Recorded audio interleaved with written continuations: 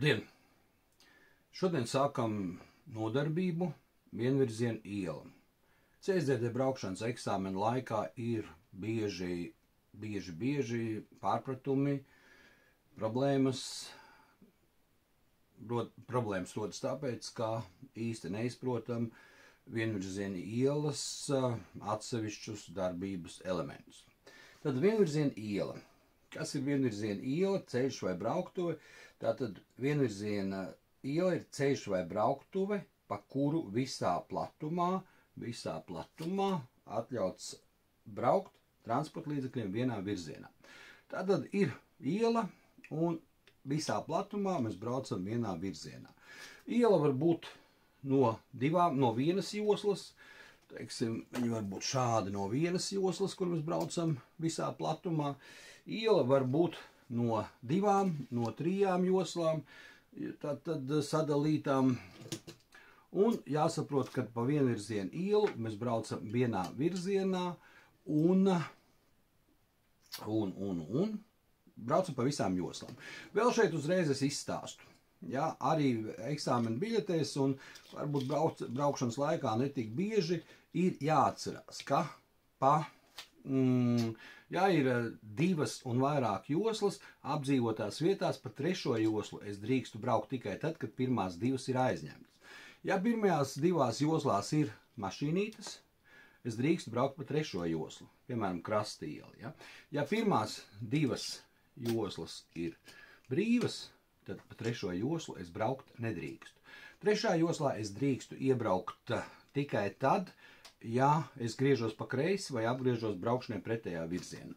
Ja ir 4 joslas, piemēram, varbūt Latvijā tas pie stacijas, es vairāk pat nespēju iedomāties, kur tas varētu būt. Bet tur arī šī situācija noteikti nedarbojas. Es aizbraucat uz Ņujorku vai kādu citu lielu Eiropas, uz Parīzi, ja, tad jāsaprot, ka šeit jūs drīkstat braukt arī pa 3. joslu. Ja pirmās 2 ir brīvas, bet jūs nedrīkstat braukt pa 4. joslu. Tātad pa kreiso malējo joslu, sākot no 3 joslām, es nedrīkstu braukt. Tāds sanāca man tāda maza atkāpīte, un ārpus apdzīvotām vietām, atceraties, vienmēr jābrauc pēc iespējas tuvāk ceļa labajai malai, tātad ārpus apdzīvotas vietas jābrauc pa 1. joslu, par otro tikai tad, ja 1. ir mašīna, pa 3. tad, ja pirmajās 2 ir mašīna, un 4. joslā mēs braucam tad, kad pirmās 3 ir aizņemtas. Ja? Nu, kaut kā tā. Un tagad ejam tālāk. Kā atpazīt vienvirziena ielu? Tātad vienvirziena ielu mēs atpazīstam pēc šīs te ceļazīmes vienvirziena ielas sākums. Tātad ir vienkārši taisna šoseja, Jūrmalas gatve, ja, piemēram, un pēkšņi uz ceļa ir vienvirziena iela. Ko tas nozīmē? Tas nozīmē, ka līdz šai te zīmei mums pretī var nākt mašīnas, tātad pretējā josla mums ir sarkanā krāsā. Jā, tātad tajā mēs varam iebraukt tikai apdzenot. Ja, tad, kad mēs pabraucam garām šai te zīmei, mēs uzreiz saprotam, pabraucam garām šai te zīmei, mēs uzreiz saprotam, ka šeit sākas vienvirziena iela. Tātad mēs šeit jau vairs neveicam apdzīšanu, bet veicam apsteigšanu. Ja, teiksim, šeit ir kāds auto, ja, tad mēs veicam apsteigšanu un braucam tam auto garām, kā nu mums ienāk prātā. Pa vienvirziena ielu mēs droši varam braukt arī pa šo te 2. joslu, īpaši neiespringstot. Ja? Kaut kā tā. Tātad sapratām, vienvirziena iela sākas ar ceļa zīmi vienvirziena ceļa sākums. Tāpatās arī vienvirziena iela var beigties taisnā ceļa posmā. Šī gadījumā ir uzstādīta ceļa zīme vienvirziena ielas beigas. Tas nozīmē, ka braucam, līdz šejienei ir vienvirziena iela, tad mēs braucam pa 1. 2. joslu, un šeit mums ir jāsaprot, ka vienvirziena iela ir beigusies, un mums jau aiz šīs zīmes iestājās pretējā josla, krāsojās sarkanā krāsā, kurā mēs vairs droši nedrīkstam braukt. Mēs drīkstam, protams, viņu izmantot apzīšanas manevru veikšanai, tad, ja mēs par to esam pārliecinājušies, pretī nenāk mašīna. Tātad arī šai mašīnai pie šīs zīmes ir jāpārkārtojas uz labo pusi un jābrauc. Protams, ja pretī nenāk mašīna, mēs varam tur veikt uzreiz apzīšanas manevru, bet tas jau tāda filozofija. Vēl jāatcerās, ka šī te zīme vienvirziena ceļa beigas var tikt brīdināta. Ne visos gadījumos apdzīvotās vietās, ārpus apdzīvotām vietām, laikam tomēr vairāk to vajag. Tad kādu brīdi pirms vienvirziena ielas beigām var būt uzstādīta brīdinājuma zīme divvirziena ceļš. Tas nozīmē, ka priekšā mums būs divvirziena ceļš. Ne no šīs zīmes, bet kaut kur tālāk. Apdzīvotās vietās šis attālums ir 50–70 metri. Apdzīvotās vietās 50–70 metri, atceraties, un ārpus apdzīvotām vietām šis attālums ir stipri lielāks, ja 150–200 metri. Ja? Tātad tā, foršāk, ja es būtu uzzīmējis, tātad apdzīvotās vietās.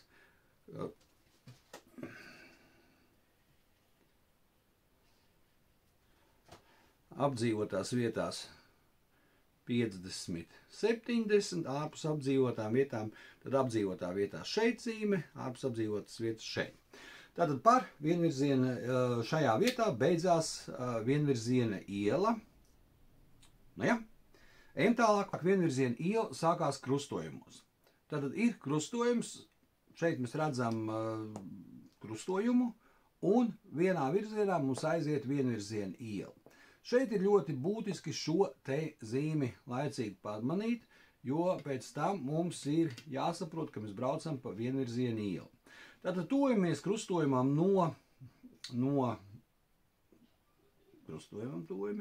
gribam beigt kreiso pagriezienu. Šeit uz šiem te blakus ceļiem, es aizmirsu pateikt, ka mēs šī gadījumā atrodamies uz galvenā ceļa. Tad mums ir zīme, ka mēs atrodamies uz galvenā ceļa.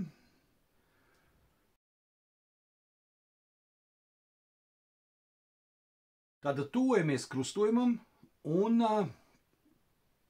saprotam, ka mēs esam uz galvenā ceļa un veicam kreiso pagriezienu uz vienvirziena ielu. Tātad veicam kreiso pagriezienu, iebraucam iekšā droši krustojumā. Šī vietā apstājamies, dodam ceļu pretim braucošām mašīnām un gājējiem. Šo te vārdu salikumu teikumu, kad gājējiem ceļš ir jādod šī te vietā, es vēl teikšu katrā nodarbībā visos iespējamos gadījumos, jo tas ir punkts, ko mēs ļoti, ļoti slikti pildam. Tad mums ir jāsaprot, ka šeit mēs esam apstājušies. Šodien mašīnīt neklaus. Šeit mēs esam apstājušies. Šī vietā mums ir jādod pirmkārt ceļš, nevis pirmkārt, bet jādod ceļš pretim braucošām mašīnām. Pretim braucošā mašīna aizbrauc. Pēc tam mēs dodam ceļu gājējiem, kuri šķērso to brauktuvu, kurā mēs nogriežamies. Tad mēs vēlreiz pārliecinamies, vai nav kāds gājējs šeit uz trotuāru, kas tojās gājēju pārējai. Ja, tad šī vietā varētu būt gājējs, kuram arī mums ir jādod ceļš. Jāatcerās, ka šodien gājēji ir palikuši ļoti ātri. Viņi izmanto arī velospēdas skrējriteņus, un arī viņiem mums jādod ceļš. Tātad kreisais pagrieziens uz vienvirziena ielas. Iegriežamies uz vienvirziena ielu, braucam. Mēs varam braukt vairāk pa labi, vairāk pa kreisi, ja, bet tur īpaši nekādi noteikumi nav. Jāatcerās, ka ja mēs aizbraucam pa tām, mēs droši varam braukt arī atpakaļgaitā.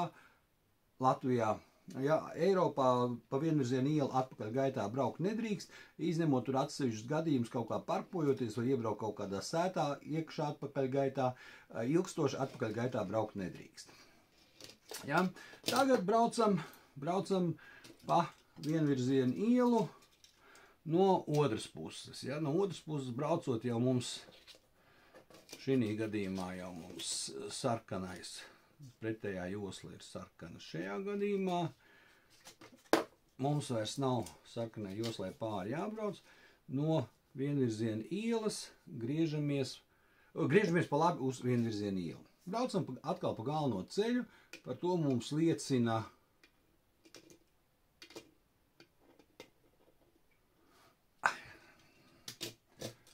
Par to mums liecina zīme, ka mēs atrodamies uz galvenā ceļa. Par to mums liecina šīs te blakus zīmes, ko mēs varam viņas pamanīt uz blakus ceļa, un labais pagrieziens. Tad labo pagriezienu, kā jau es jums mācu, slēdzam iekšā tanī brīdī, kad atlaižam gāzes pedāli.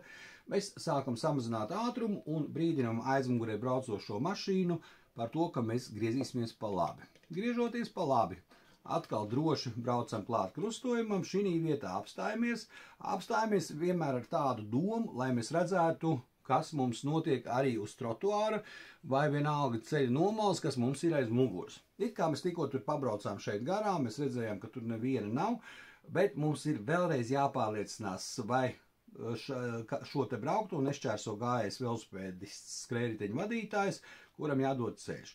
Tāpēc cenšamies mašīnu nesagriezt šādi, jo šādi sagriežot mašīnu mums ir ļoti grūti ieraudzīt šos te zaļos cilvēciņus.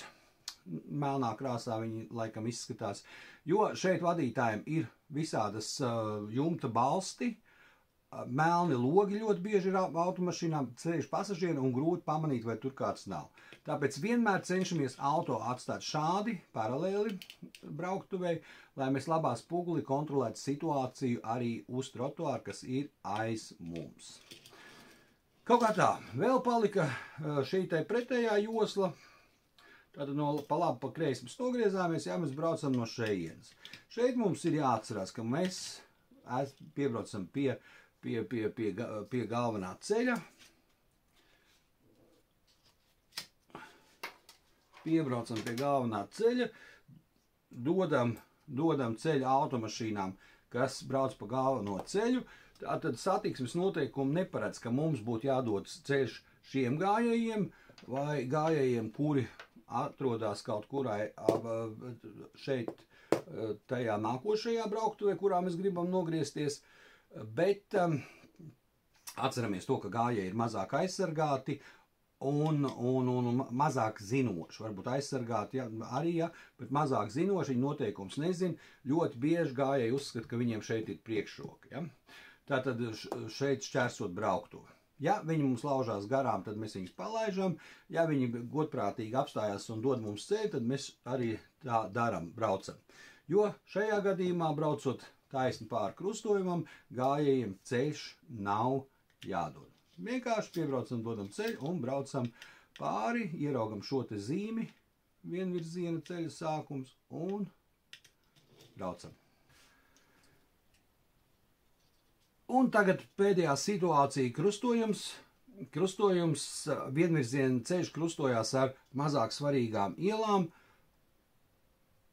Un kā risināt šīs situācijas. Tātad šeit mēs redzam zīmi. Te kaut kur ātrāk ir bijusi zīme vienvirziena ceļš. Tātad mēs to pierakstam, ja, un braucam pa vienvirziena ielu vienā virzienā.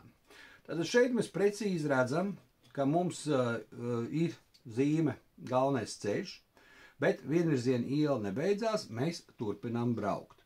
Ja šajā gadījumā būtu baigi forši, ja aiz krustojuma būtu uzstādīta šī zīme vienvirziena iela, ja, kas mums dotu vēlreiz pārliecību par to, ka mēs esam uz vienvirziena ielas. Šī zīme netiek uzstādīta pirms katra krustojuma, jo mašīnas, kas brauc ārā uz šo te galveno ceļu, šīm mašīnām ir uzstādīta zīme, kad mēs izbraucam uz vienvirziena ceļu. Zīmes formulējums satiksmes noteikumos ir mazliet dīvains. Izbraucam uz vienvirziena ceļu. Ja, foršāk būtu, ja būtu rakstīts krustojums ar vienvirziena ielu. Ja, jo pie šīs zīmes izbraucam uz vienvirziena ielas, kursantiem bieži iesēžās atmiņā, ka viņi izbrauc uz vienvirziena ielas un viņiem obligāti jāgriežās pa labi. Tas tā nav jādara, viņiem ir jāsaprot, ka tā ir vienvirziena iela un viņi šajā gadījumā drīkst braukt, protams, pa labi, un viņi drīkst braukt arī, protams, taisni pāri. Ja? Šis moments, kad drīkst braukt taisni pāri, bieži aizmirstās. Tātad ir jāatcerās, kad jūs braucat uz jaunas ielas ārā, kad jūs tuvojaties krustojumam, jūs pamatat šo zīmi, jums krustojumā jāgriežās pa labi, atceraties, ja, kad šī gadījumā jums ir jāpierakst, ka jūs esat uz vienvirziena ielas, un tālāk jau jums būs jāatcerās, ka vienvirziena iela, un tur kreisais pagrieziens un tā tālāk. Ja jūs braucat no otras puses uz vienvirziena ielu, praktiski nekas nemainās. Jā, vienīgais ir tas, ka piebraucot pie krustojuma, mēs gribam griezties jau pa kreisi, tad mums ir jāatcerās, ka mums ir jālaiž ne tikai mašīnas, kas brauc pa vienvirziena ielu, tātad šīs mašīnas aizbrauc, un šī mašīna arī mēģina aizbraukt, jā, bet griežoties pa kreisi, mums ir jāatcerās arī šie te gājēji, kas šķērso to brauktuvi, kurā mēs nogriežamies. Arī iepriekšējā krustojumā griežoties pa labi, es jums aizmirsu atgādināt, ko es jums solīju, ka es jums vienmēr atgādināšu. Braucot pa labi, tas vairāk ir loģiski, ja, ka mēs viņus laižam, bet pa kreisi mums ir jāatcerās tas, ka šie gājēji, kas šķērso šo brauktuvi, kurā mēs nogriežamies, ir jālaiž šeit, uz mazāk svarīgā ceļa. Jo automašīnām, kas brauc pa galveno ceļu, šie gājēji jālaiž nav. Šie gājēji ir jālaiž tikai tām automašīnām, kas brauc ārā, brauc zem 90 grādiem vai zem jebkura cita leņķa, krustojumā maina virzienu, tātad braukšana krustojumos, nogriežoties pa labi pa kreisi, dodam ceļu gājējiem, kas šķērso to brauktuvi, kurā mēs nogriežamies. Un šī gadījumā atceramies, ka tas mums ir jādara uz mazāk svarīga ceļa, mēs negadīgstam izbraukt ārā, šī vietā apstāties un dot gājējiem ceļu. Jo automašīnas, kas brauc pa vienvirziena ceļu, ir uz galvenā ceļa, viņām šīs te gājēji nav jālaiž, šeit viņi jau bremzē, šeit viņi taurē, un viņiem ir zināms pamats to darīt, jo jūs, nezināt satiksmes noteikumus. Kaut kā tā. Un pēdējais, kas mums vēl palikās, no vienvirziena ielas griežamies labi pa kreisi. Ja, tad tas ir pats būtiskākais un pats, tas, kas mums CSDD braukšanas eksāmenā arī pēc eksāmena.